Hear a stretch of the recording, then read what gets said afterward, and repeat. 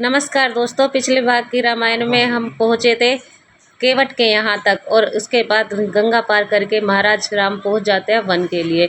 वहाँ शूर्पणखा की मुलाकात लक्ष्मण जी से होती है और वह उनकी तू मैं में लक्ष्मण जी उनके नाक काट देते हैं। शिकायत लेकर वह रावण के पास जाती है और उनकी शिकायत कर देती है।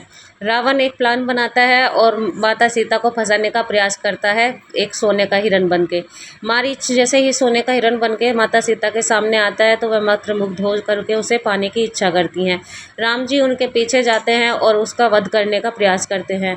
जैसे ही महाराज राम उन पर बाण चलाते हैं वह राक्षस में बदल जाता है और राम की आवाज़ निकालता है। लक्ष्मण जी को भेज देने के बाद सीता माता अकेली कुटिया में रह जाती है और रावण साधु का वेश लेकर माता सीता का हरण कर ले जाता है। जब वह हरण कर रहा था तभी पक्षीराज गरुड़ उन्हें देख लेता है और उनसे युद्ध करने की चेष्टा करने लगता है।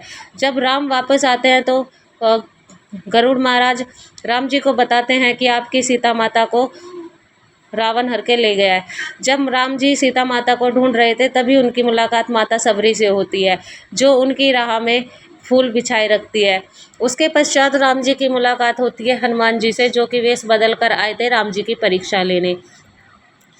जैसे ही वह राम जी को पहचानते हैं तो वह राम जी का साथ देने का निर्णय करते हैं और माता सीता को ढूंढने का प्रयास करते हैं। उन्हें पता चलता है कि माता सीता लंका में है। वह लंका को पार कर 7 समुद्र चले जाते हैं और माता सीता को राम जी की मुद्रिका दिखाकर कहते हैं कि माता, मैं राम जी की ओर से आया हूँ।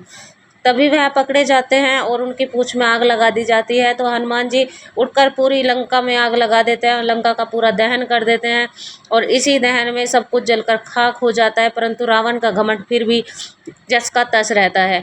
हनुमान जी उससे कहते हैं कि तेरा घमंड तो मेरे प्रभु श्री राम ही तोड़ेंगे, मैं तोड़ सकता हूँ पर ये काम मेरे प्रभु श्री राम ही करेंगे।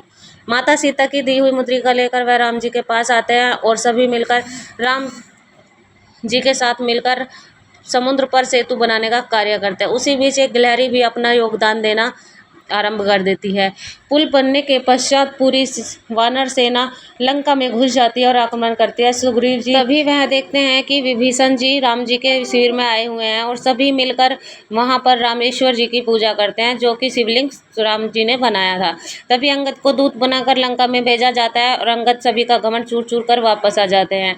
युद्ध आरंभ होने के पश्चात नागपाश यंत्र से लक्ष्मण जी पर प्रहार किया जाता है और वह बेहोश हो जाते हैं। हनुमान जी जड़ी बूटी लेने के लिए जाते हैं और जड़ी बूटी देखकर वह खो जाते हैं कि कौन सी जड़ी बूटी है। तभी हनुमान जी को याद आता है, वह पूरा पर्वत उठा करके जड़ी बूटी ले आते हैं।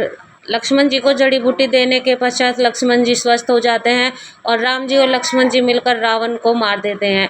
जब रावण को मार रहे थे तो लक्ष्मण जी उनके पास जाते हैं और उनसे उनके ज्ञान की बातें सीखते हैं। रावण उनको अपना ज्ञान सिखाते हैं और कहते हैं कि कभी भी घमंड मत करना, शक्ति चाहे कितनी भी हो, किसी स्त्री का अपमान मत करना। उधर सीता माता राम जी के पास आ जाती है और अग्नि परीक्षा देने के पश्चात सभी खुशी खुशी अयोध्या वापस चले जाते हैं। राम राज्य अयोध्या में स्थापित हो जाता है। इसी के साथ बोलो जय सिया राम।